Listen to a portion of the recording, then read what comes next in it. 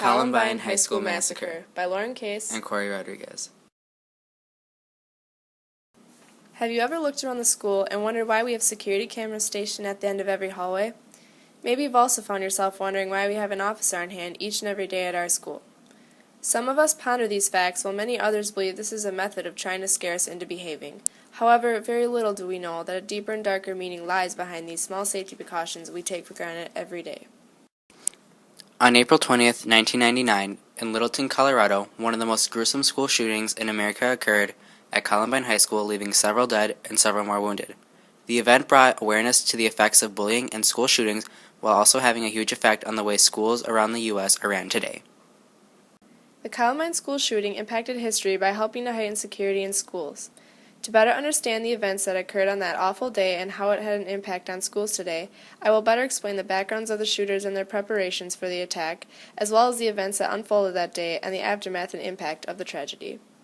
To the common eye, Dylan Klebold and Eric Harris, the shooters, seemed to be your everyday average teenage boys. Both were seniors who loved to toy around with computers, play video games, and were generally very intelligent.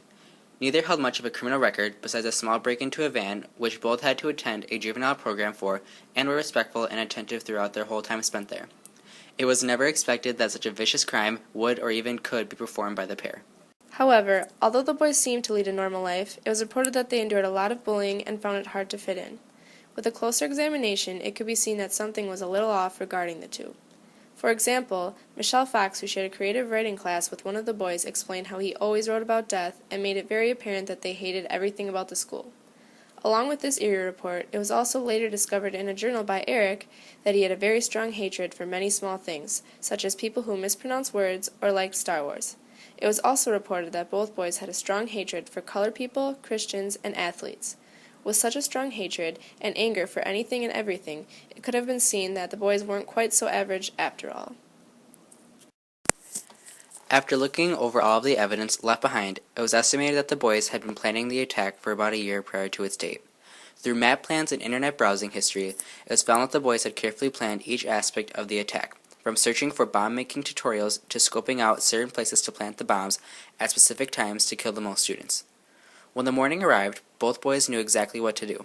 When the boys first arrived, they entered the cafeteria and planted the bombs concealed in duffel bags in spots they had mapped out and set the timers for each bomb. They then proceeded back to the vehicles awaiting the explosion. Fortunately, the bombs never detonated, saving approximately 488 students' lives. However, after realizing the bombs weren't working, the boys formulated a plan too, which involved planting bombs in an open field to serve as a distraction to the police when they exploded. This allowed the boys more time to equip themselves and begin the massacre. The rampage began almost immediately as the boys made their way to the school. Their first destination was the cafeteria, and on their way, they had already begun shooting students sitting outside, immediately killing one.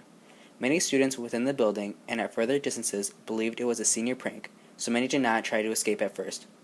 However, as the boys entered the cafeteria, it would very soon be discovered that this was no prank. Many students recalled several bombs going off all around the room while the boys repeatedly and excessively shot at students at the same time. As the day progressed, the boys had moved around many different areas of the school, continuing to shoot and throw bombs at students and teachers, reportedly cheering and laughing as they did so. Students held up signs in the window trying to help explain what was going on to the growing number of deputies outside while the boys continued their rampage. Although many had been injured and a few killed beforehand, no other area was more viciously handled than the school's library. Upon entering the library, the boys ordered all jocks to stand up and told them they were all going to be killed while screaming numerous times, "This is revenge," said Brittany Bullard, who hid under a table. Another student, Evan Todd, who was a sophomore at the time, explained how a colored student was singled out and had been told by the boys that they did not like colored people before shooting the student in the face. The shooters also snuck up on a girl frantically praying under a table and mockingly yelled out peekaboo before shooting her in the neck. Besides just singling out certain types of people, the boys also opened fire on other students. Bree Pasquale, a junior at Columbine during the attack, explained that one of the boys held a gun to her head and told her he was doing this because people had picked on him last year. Fortunately, Bree was able to escape but had to endure being splattered with other victims' blood as she did so. After the boys had finished in the library, they wandered around the school, throwing around bombs and shooting randomly, seeming to get bored. They then returned back to the library, where they took a few more shots at deputies before committing suicide, ending the massacre. Although the rest of the students were brought to safety, the injured healed, and the school was repaired, the gruesome events which took place on April 20th, 1999, along with the lives lost on that day, are not forgotten. The end result of the tragedy left 21 injured, 12 students, and 1 teacher dead. The stories of the deceased live on through books written in remembrance and through the media. Songs were also written regarding the victims, such as the song called Cassie by Flyleaf, which followed the story of one of the victims, Cassie Bernal, who was asked by the shooters if she believed in God, knowing that if she said yes, she would be killed, but still chose to stand up for her beliefs. Although the tragedy had already occurred and couldn't be taken back or fixed, America began to realize that this tragedy could have been prevented and can still be prevented in the future. Since Columbine, schools have gone to extreme measures to assure the safety of students and staff. Many schools across the U.S. have installed cameras, required IDs for all students to have on them, and have stationed police officers around the school to ensure more safety within the school. In bigger cities, metal detectors have been installed in some schools, while in others, backpacks have even been banned.